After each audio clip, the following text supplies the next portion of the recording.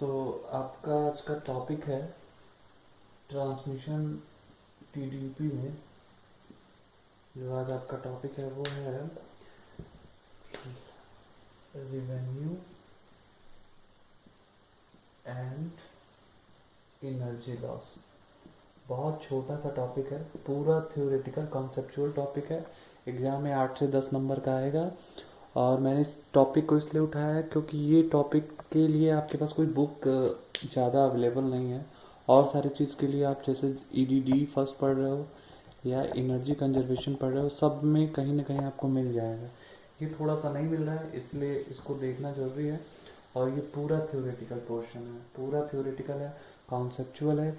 इसके लिए इम्पोर्टेंट ये है कि आप लोग क्या कीजिए कि इसके लिए नोट्स कॉपी लेके बैठिए और पेन लेके बैठिए, ताकि जितना आप पढ़ें उतना आपको याद हो पाए। अगर ऐसा होगा तो अलग से आपको पढ़ने की ज़रूरत नहीं पड़ेगी और दिक्कत भी नहीं रहेगी। ठीक है, तो ये चीज़ करिए। फिर मैं आपका शुरू करता हूँ। बहुत ही बेसिक से शुरू किया जाएगा।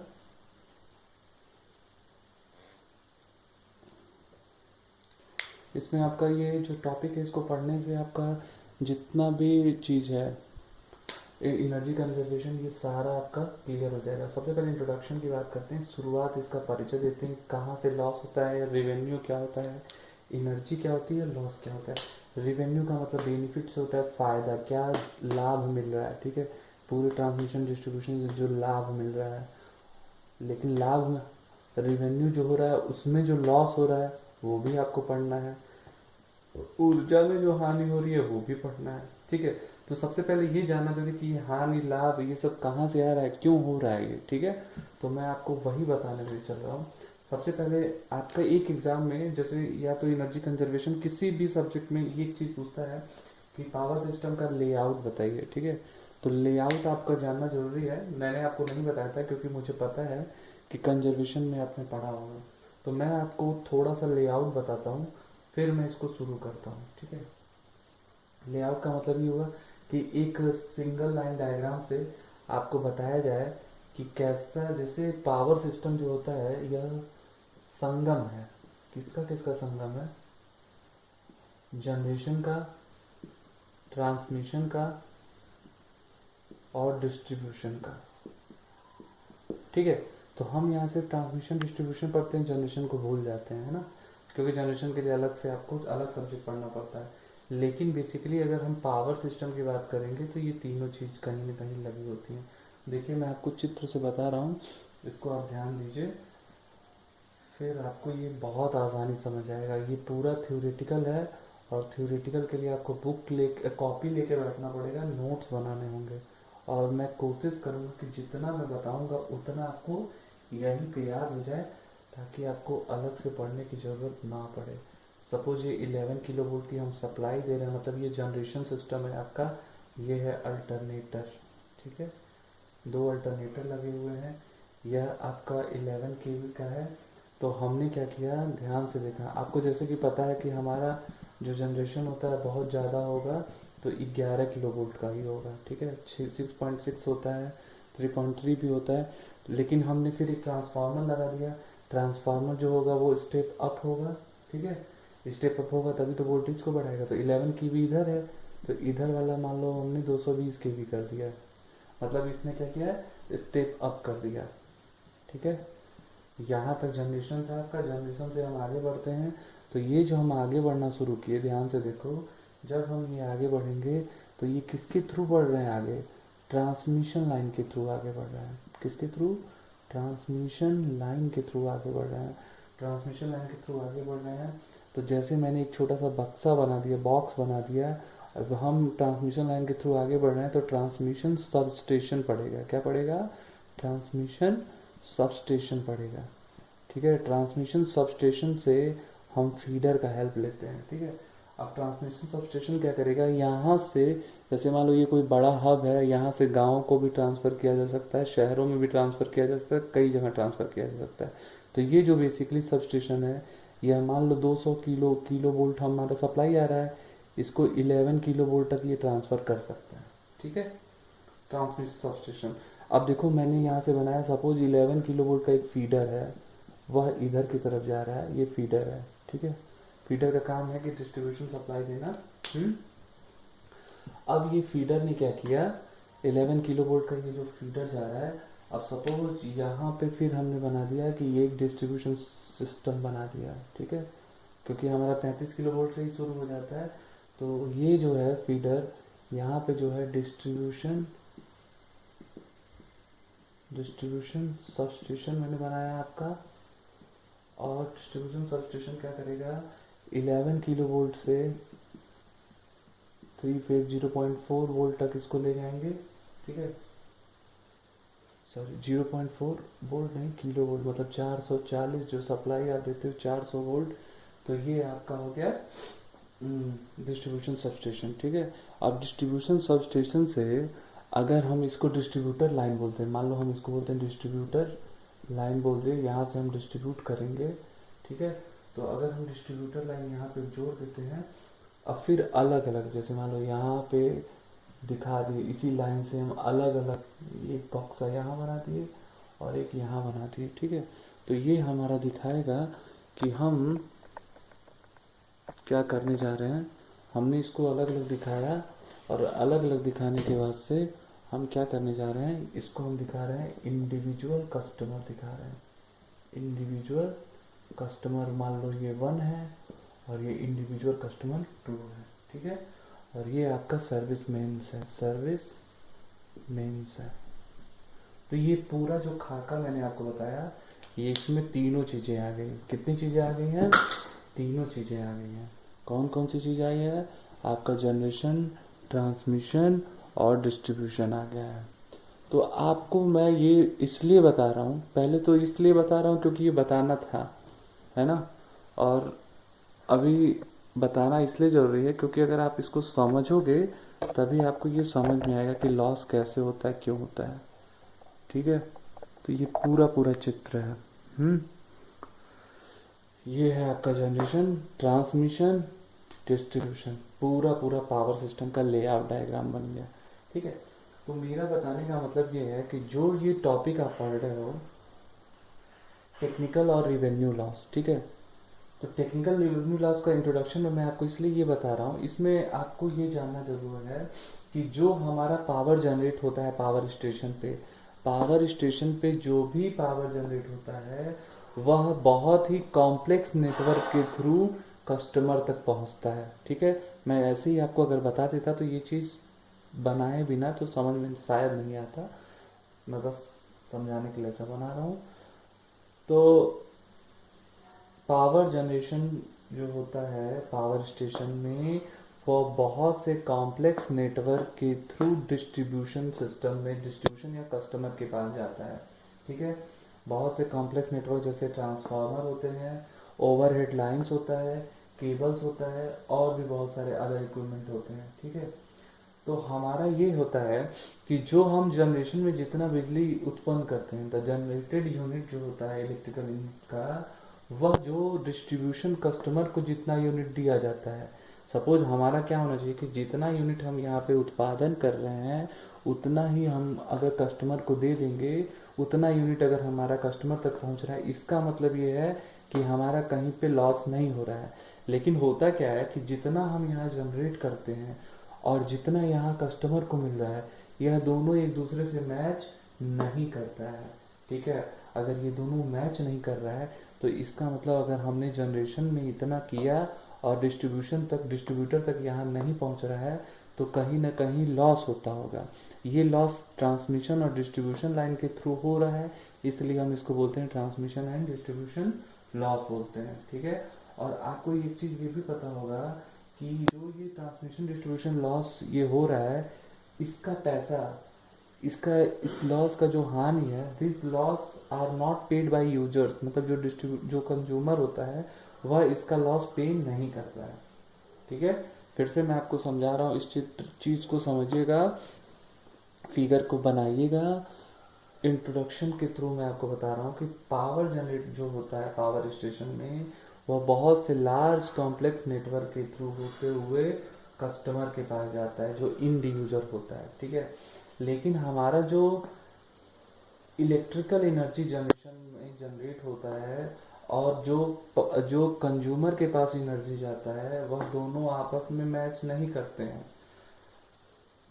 इसका मतलब ये हुआ कि कुछ परसेंट ऑफ यूनिट जो होता है वह लॉस हो जा रहा है, वह इस बीच में लॉस हो जा रहा है। तो इस लॉस को हम बोलते हैं ट्रांसमिशन और डिस्ट्रीब्यूशन लॉस बोलते हैं। और इस लॉस का पैसा या इस लॉस की जो ये लॉस है, this loss are not paid by customer, ये कस्टमर के द्वारा इसकी हानि पेड नहीं की जा रही है। इस वजह से हम ये चाहते हैं कि ये हमारा लॉस कम से कम हो, ठीक है। तो मैं इसको थ्योरी के थ्रू आपको लिखवा रहा हूँ।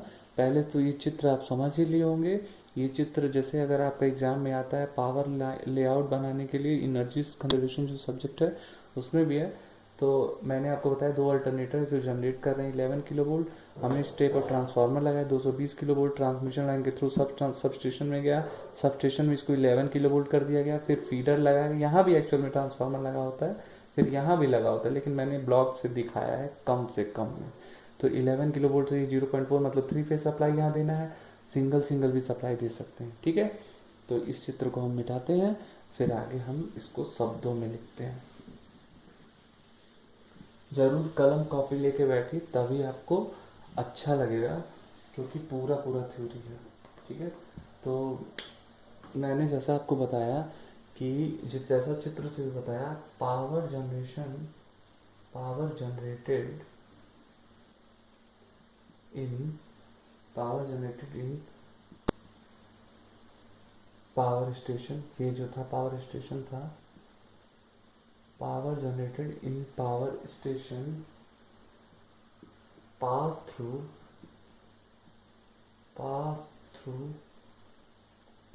लार्ज एंड, ये इंट्रोडक्शन है, इसके आगे आपको बताएंगे। Power generated in power station pass through large and complex network,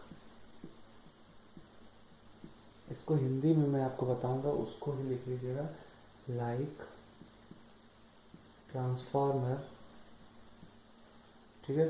power generated in power station pass through large and complex network like transformer, overhead lines, cables and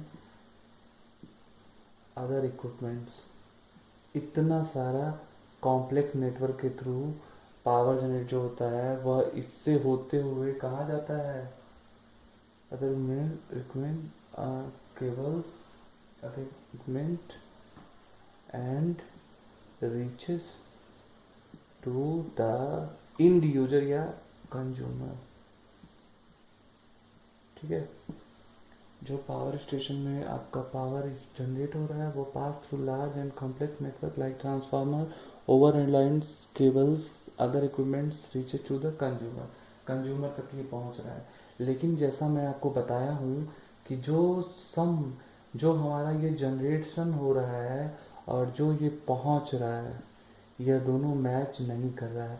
अब दोनों में match नहीं कर रहा मतलब कुछ ना कुछ डिफरेंस है, वही जो डिफरेंस है वही हमारा लॉस है, ठीक है। इसी के बारे में हम पढ़ने जा रहे हैं।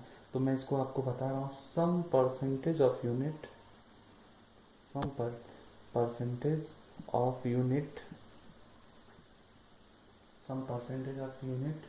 is lost in distribution and transmission,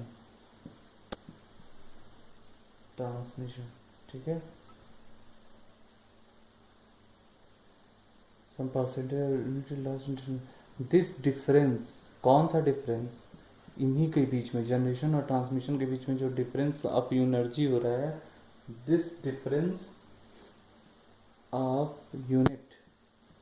अच्छा मैं आपको ये भी बताऊंगा यूनिट क्या होता है, is called transmission and distribution loss. अच्छा, आप ये भी सोच रहे होगे कि आपके सिलेबस में डायरेक्टली ट्रांसमिशन डिस्ट्रीब्यूशन तो कहीं नाम है ही नहीं, हर जगह पे टेक्निकल नॉन टेक्निकल या टेक्निकल कॉमर्शियल लॉस है। एक्चुअली में ये जो टेक्निकल नॉन टेक्निकल है वो यहीं से आए हैं। और मैंने आपको जैसा बताया, ये आपका इंट्रोडक्शन है, और मैंने सिलेबस भी देखा, इसमें 14 लेक्चर है, तो इसलिए थोड़ा थोड़ा इसको पूरा एक्सप्लेन करके, इसमें आपका ये भी दिया है कि सबस्टेशन विजिट करके आप इसको समझिए जो पॉसिबल है, इसलिए मैं आपको ये बता रहा हूँ, ठीक है। तो some percentage of unit is lost in distribution term, this difference of unit is called transmission and distribution loss। और एक चीज मैंने आपको बताया था, these losses are not paid by us या यूजर्स बोल सकते हैं, ठीक है। अब ये देखिए, जैसा कि मैंने बताया था, फिर से मैं बता रहा हूँ कि पावर स्टेशन में जितना पावर उत्पन्न होता है या जितनी ऊर्जा उत्पन्न होती है, वह कंज्यूमर तक पहुंचने के लिए बहुत सारे complex network, transformer, overhead line और केबल्स से गुजरना पड़ता है, से होके गुजरती है।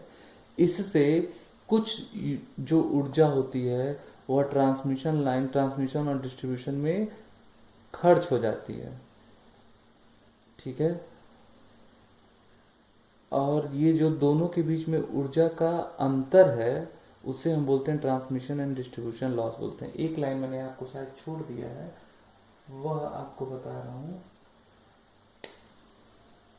ठीक है, यहाँ तक ठीक है। द यूनिट ऑफ, मैंने ये नहीं बताया कि जो आपका जनरेशन है और ये कंज्यूमर है, इसका ऊर्जा का मैचिंग नहीं होता है, ठीक है। ये कहीं लिखवाया नहीं हूँ, इस चीज़ को मैं लिखवा दे रहा हूँ। The units of electrical energy, the units of electrical energy generated by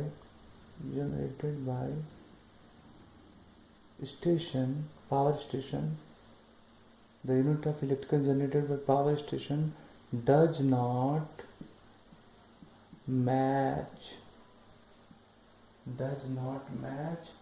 with unit distributed, ये इम्पॉर्टेंट लाइन है, इसीलिए मैं इसको भूल गया था या लिख रहा हूँ, जो भी सब समझिए, ठीक है। अब आप समझिए, ये पूरी कंप्लीट लाइन हुई। पहले तो ये जानो यूनिट क्या होता है। यूनिट जो होता है यह बिजली का एनर्जी, ऊर्जा का मात्रक होता है, विद्युत ऊर्जा का मात्रक जो है वो यूनिट है। एक यूनिट का मतलब 1 किलोवाट घंटा, ठीक है। 1 घंटे में अगर 1 किलोवाट पावर आप खर्च कर रहे हो तो उसको हम 1 यूनिट बोल रहे हैं। ऐसे ही उत्पादन में भी हो रहा है, ठीक है। 1000 वाट अगर एक किलोवाट आवर अगर उत्पादन हो रहा है 1 घंटे में कितना, इसको हम 1 यूनिट बोल रहे हैं। हमारा खर्च इसी पे डिपेंड करता है, यूनिट पे। तो हमने आपको बताया, फिर से इसको समझिए ताकि दूसरे लेक्चर तक मैं आपको समझा पाऊँ। इतना जो है उसको आप समराइज कर लीजिए। जो हमारा पावर स्टेशन में एनर्जी उत्पन्न होता है या पावर जनरेट होता है, उत्पादन होता है, वह बहुत सारे जटिल मशीनों के थ्रू होते हुए कंज्यूमर तक पहुंचता है। अब बहुत सारे जटिल इक्विपमेंट के थ्रू पहुंच रहा है, तो जितना हमारा जनरेशन में से उत्पन्न होता है ऊर्जा और जितना हम कंज्यूमर को देते हैं ऊर्जा, वह दोनों एक दूसरे से मैच नहीं होता है। अब मैच नहीं हो रहा है, अर्थात कुछ ऊर्जा जो होती है, कुछ ऊर्जा डिस्ट्रीब्यूशन में लॉस हो जा रही है, डिस्ट्रीब्यूशन और ट्रांसमिशन में लॉस हो जा रही है। अगर ऐसा लॉस हो रहा है तो इस डिफरेंस को, ये जो अंतर है दोनों के बीच में, इसे हम ट्रांसमिशन और डिस्ट्रीब्यूशन लॉस कह रहे हैं। और ये जो लॉस है इसको यूजर के द्वारा पेड किया नहीं जाता है, ठीक है। तो अगर आप इसको समराइज करिए छोटे से में, मतलब अगर आप इसको बहुत शॉर्ट नोट बनाइए तो ये लिख सकते हैं कि जो जनरेटेड एनर्जी होती है, जनरेटेड एनर्जी मान लीजिए आपकी जितनी भी होती है, और ये है एनर्जी पेड टू कंज्यूमर, ये भी मैं लिखवाऊंगा, लेकिन आज के लिए जो इस वीडियो से जितना आपने सीखा है वो मैं आपको बता रहा हूँ।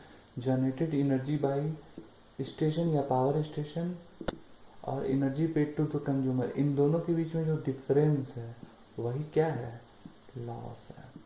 इतना तक कंक्लूजन आपका निकला, ठीक है। अब आगे आगे वीडियो में बनाते हैं।